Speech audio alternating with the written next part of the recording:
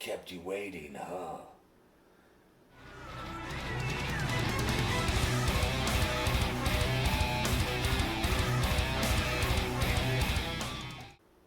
Welcome to my channel. This is where we talk about everything video games related. And I just want to do a brief introduction. I'm Andai, and I've been a gamer for my entire life, really. And on this channel, I will be discussing topics and also doing fair and honest reviews. Uploading is going to be a little sporadic. I will upload videos when I can, but if you end up liking this review, go ahead and hit like and subscribe. Today we're going to review Metal Gear Solid 1, the Master Collection, which I was really looking forward to because a lot of these games have not been available on modern consoles for a long time. Metal Gear Solid 2 and 3 were available on PS3 last, and the first Metal Gear Solid might have also been available on PS3 as a digital download, but either way, these games haven't been available for a long time. Which brings me to my first point. I've seen a lot of people critique it for being ports, essentially.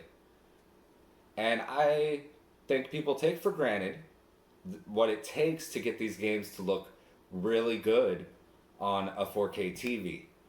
Metal Gear Solid 2 and 3 were mainly available on PS2, and I know most people don't have these consoles anymore or even try to set them up or anything, but if I were to play Metal Gear Solid 2 and 3 on my PS2 on a 4K TV, there would be just this immense amount of muddiness and blurring that happens from that 480p resolution.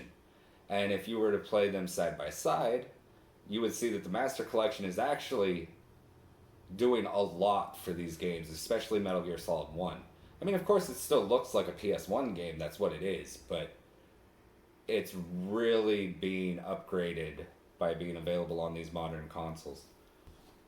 Now, I'm a big fan of video game preservation. One thing I love about remasters is just being able to play these games on modern consoles. You know, ease of setup and convenience and all of that. And I'm also a big fan of giving newer players who maybe have never played these games a chance to play them, because Metal Gear Solid was a big deal back in the day. It was one of the pioneers of video game storytelling and showed that video games could be more in-depth when it came to story. I think this collection is really good. It's got lots of upgrades to it, and it's just a really fun, convenient way to play them. And I would highly recommend it.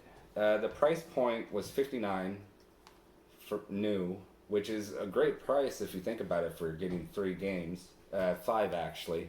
There's the Metal Gear 1 and 2 as well. And I'm actually really looking forward to the next Master Collection, which will have Metal Gear Solid 4, hopefully, my favorite game in the franchise.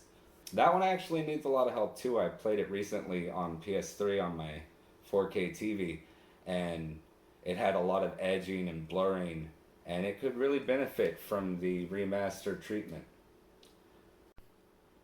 I really think that my one complaint with this collection is that even though with Metal Gear Solid 1 you can press L1 and R1 together to pause the game, Metal Gear Solid 2 and 3 are surprisingly lacking this feature, which really hurts it because, you know, some of the cutscenes are really long, and it would be nice to be able to pause them if you have to get up and go do something.